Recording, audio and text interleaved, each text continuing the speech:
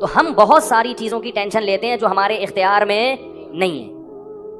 Petrol مہنگا ہو رہا ہے, بیٹھ کے خام میں پریشان ہے. بھائی تم سے پوچھ کے تھوڑی مہنگا ہوا ہے. غم کرنے سے اگر وہ سستا ہو جائے تو رو. میرے پاس تھی کاواساکی جی ٹی او 125. آپ کو پتا ہے کیا بائک تھی وہ؟ ہم نے بھی بڑے شوق پالے ہیں ایک زمانے میں. میں اس میں پیٹرول ٹھیک ٹھاک ڈلتا تھا. اب جب پیٹرول مہنگا ہوتا تو سب سے زیادہ متاثر میں ہوتا تھا اس سے. 50 والوں کو کچھ نہیں ہوتا تھا. تو میں ایک دفعہ پیٹرول پمپ گیا, میں نے پیٹرول ڈلوایا اس میں, تو اس نے کہا وہ 5 روپے پر لیٹر بڑھ گیا ہے. مجھے بڑا غصہ آیا. میں نے ساتھ والے سے کہا, میں نے کہا یار یہ کیا مذاق ہے یار, ہر تھوڑے دن بعد 5 روپے بڑھ رہا ہے, تو آپ کو غصہ نہیں آیا؟ اس نے کہا سر میرے لیے تھوڑی بڑھ رہا ہے, پوری قوم کے لیے بڑھ رہا ہے نا. تو مجھے اس کی بات بڑی اچھی لگی. اس نے کہا میرے اکیلے کے لیے بڑھے تو مجھے غصہ ہے, سب کے لیے بڑھ رہا ہے تو چلو ٹھیک ہے. اس دن کے بعد سے اب تک پیٹرول بڑھنے پر مجھے غصہ نہیں آیا. میں یہی کہتا ہوں یار مجھے ٹینشن لینے سے کیا ملے گا. 100 روپے لیٹر بڑھ جائے, زیادہ زیادہ یہ ہوگا, بہت زیادہ بڑھے گا تو گاڑی بیچ دو. بھائی نہیں, ہمارے کنٹرول سے باہر ہو گئی ہے, گاڑی بیچ دو, دوبارہ آ جاؤ ٹیکسی پہ آ جاؤ, پھر بھی ہے تو پھر رکشے پہ آ جاؤ, پھر چنچی پہ آ جاؤ, پھر پیدل ہو جاؤ.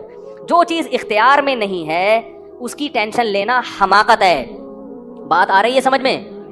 اسی طرح یاد رکھو اولاد کی تربیت کا معاملہ ہے. ہمارے ہاں جو لوگ نئے نئے دیندار بنتے ہیں یا پرانے بھی, وہ چاہتے ہیں میرا گھر 100% خلفائے راشدین جیسا بن جائے, جبکہ بیگم پہ کنٹرول نہیں ہوتا, وہ الگ سمت میں جا رہی ہوتی ہے. اب آپ نے ڈنڈا چلانا شروع کر دیا, بچے باغی ہونا شروع. وہ بجائے دین پہ آنے کے ابا کو مکھنچو سمجھنا شروع کر دیتے ہیں اور بغاوت پھیلتی ہے. تو بھائی آپ اعتدال سے تربیت کی کوشش کرو. ہو گئی ٹھیک ہے, نہیں ہوئی ہم سے نہیں سوال ہوگا, ہم جو کر سکتے تھے ہم نے کر لیا. تو ہم نے نا بہت ساری چیزیں, یہ ہو رہا ہے معاشرے میں غلط, یہ ہو رہا ہے, وہ جماعت کیوں آ گئی, وہ جماعت کیوں آ گئی, وہ فلاں فرقہ کیوں بڑھ رہا ہے, یہ والے کیوں کم ہو رہے ہیں, وہ زور سے آمین کیوں کہہ رہے ہیں, وہ آہستہ آمین کیوں کہہ رہے ہیں, ٹھیک ہے نا, وہ رفع الیدین کیوں کر رہا ہے, وہ رد کیوں نہیں کر رہا. میرا ایک اصول ہے, میں جب کسی ٹاپک پر بیان کرتا ہوں تو مجھے جب بھی کوئی ایسے اختلافی مسائل پر بیان ہوتا ہے نا, تو اکثر لوگوں کے پھر واٹس ایپ پہ میسج آنا شروع ہوتے ہیں, آپ نے جو یہ بیان کیا اس میں یہ والی بات, حالانکہ اس بات کا جواب اس میں موجود ہوتا ہے. تو میں پھر مزید جواب نہیں دیتا, میں کہتا ہوں پورا بیان سنیں. وہ پھر جواب بھیجتے ہیں کہ ہم نے پورا بیان سنا ہے. میں کہتا ہوں دوبارہ سنیں. کہتے ہیں سنا تو ہے, مجھے جواب نہیں ملا, جبکہ مجھے پتا ہوتا ہے جواب اس میں ہے. میں کہتا ہوں تیسری بار دوبارہ, کیونکہ اس سے زیادہ کہ ہم مکلف نہیں. اب یہی تھوڑی کہ ایک ہی چیز کو لے کے پھر وہی سوال وہی جواب, پبلک کے پاس تو ٹائم ہے, وہ تو کرتے رہیں گے اور آپ کی صلاحیتیں بیکار ضائع ہوتی رہیں گی. بھائی ہم نے ایک ٹاپک پر بات کی, پورا کور کیا اس کو, مجھے اچھی طرح معلوم ہے آپ کے ان تمام سوالات کا جواب اس میں موجود ہے. اب بار بار سوال کرو گے تو ہم نئے سرے سے جواب دے کے ٹائم ضائع, یہ ٹینشن ہے خامخواہ کی کیوں پالیں. ٹینشن پتہ کیا ہوتی ہے؟ ٹینشن یہ ہوتی ہے کہ یار اتنی تفصیل سے میں نے بیان کیا پھر بھی لوگوں کی سمجھ میں نہیں آ رہا ہے, یہ کیا یار, یہ کیا ہے. اس سے آپ خامخواہ میں آپ کے سر کے بال غائب ہوتے رہیں گے. تو ہم یہی کہیں گے اے اللہ ہم سے جو ہو سکا تھا ہم نے کر دیا, اب سمجھ میں آنا سمجھانا کس کے بس میں ہے؟ اللہ کے بس. نبی کی بات سب کی سمجھ میں نہیں آئی, اور اللہ تعالیٰ نے نبی کو کتنی تسلی دی ہیں قرآن میں. نبی کو بار بار کہا کہ آپ جو سمجھا رہے ہیں پھر بھی یہ نہیں سمجھ رہے تو ٹینشن نہ لیں. کیوں؟ نبی کو اگر زیادہ ٹینشن ہوگی تو کام کون کرے گا؟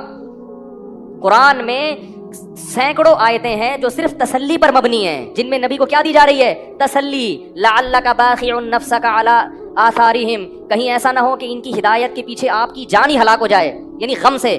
کیونکہ نبی صلی اللہ علیہ وسلم حیران ہوتے تھے کہ ان کو میں نے معجزے بھی دکھا دیے, اور میں نے بتایا کہ یہ بت ہیں جن جو نہ سن سکتے ہیں, نہ دیکھ سکتے ہیں, نہ بول سکتے ہیں, ہر طرح سے سمجھا دیا, ٹھیک ہے.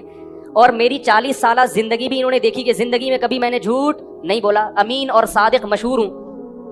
اور یہ پیغمبروں کا انتظار بھی کر رہے تھے کہ ایک نبی آنے والا ہے.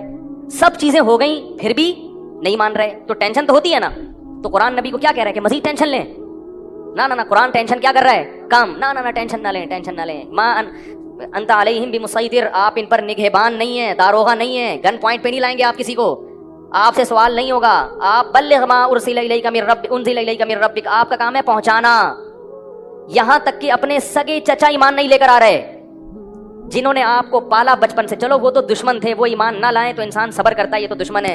اپنے سگے چچا جنہوں نے بچپن میں پالا, کفالت کی آپ کی, 3 سال رسول اللہ صلی اللہ علیہ وسلم کا بائیکاٹ کیا ہے قریش نے, کھانا پینا بند کر دیا, شعب ابی طالب کی گھاٹی میں بند کر دیا بنی ہاشم کو, کہ ان کا 3 سال تک کوئی لنک نہیں ہوگا ان سے, تاکہ یہ رجوع کریں اپنے دین سے. ابو طالب بھی آپ صلی اللہ علیہ وسلم کے ساتھ اس گھاٹی میں بند ہوئے, ایمان نہیں لائے مگر اپنے بھتیجے کا ساتھ دیا. اتنے اچھے چچا لیکن ایمان نہیں لائے. کیسا نبی کا دل کڑتا ہوگا کہ نہیں ہوگا؟ موت کے وقت آ کے نبی نے کہا کہ ایک دفعہ کلمہ پڑھ لیں تاکہ قیامت کے دن آپ کی بخشش کر سکوں, سفارش کر سکوں, آپ کی اللہ سے بخشش کی دعا کر سکوں. कैसा